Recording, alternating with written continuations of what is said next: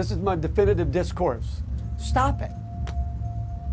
Just stop. I mean, and yeah, that's simple, and there's a lot of volumes of books written, and there are a lot of doctors, and there's structure, and there are paradigms and counseling procedures to help people walk through a journey, and those are radically necessary.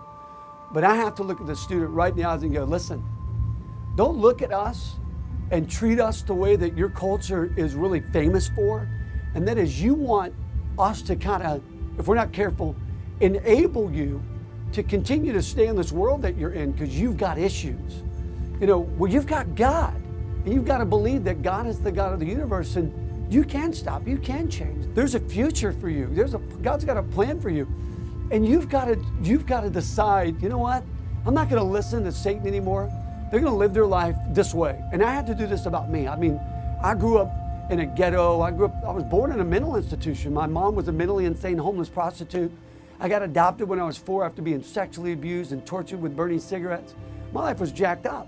And then I got adopted. My dad was a drunk and an alcoholic. He used to beat me all the time and tell me that he wished he would have never bought me for $200. And I lived my life underneath all that funk, which led me to drugs and self-sabotaging habits and all kinds of junk. And the drugs were whack because I came to a haunting realization that the highs never get stronger than the hurts.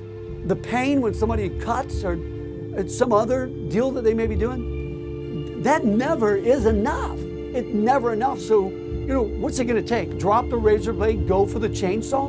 Where are you going to go, you know? So you have to come to a time where you have to start doing this. You've got to believe that what's true about you is what God says about you. Pure and simple. Not what the counselor's saying, not what everybody else is saying. That's cool. Get the good stuff. Eat the meat, spit out the bones.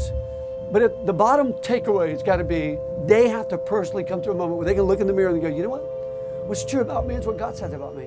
I'm loved. I'm highly favored. I'm valued by God. See, my dad used to tell me that he wished he'd have never bought me for $200. But now God says to me all the time, Tony, I've never regretted purchasing you with the priceless blood of my son. Like, I'm gold to God. And that's cool. That took away, 80% of my issues right there. Just knowing that I can operate out of the fact that I'm valued and treasured by God. It changes a lot of things. So I was able to just stop a lot of stuff through God's power, the power of the Holy Spirit in me, repentance. It was just good stuff.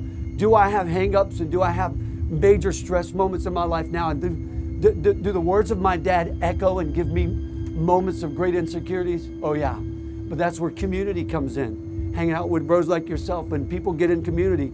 Things like this website, this connection which you guys have with Remedy Live. Places where you can go and get the stuff that's going to fuel that faith in you to live a life that believes what God says about you is what's true.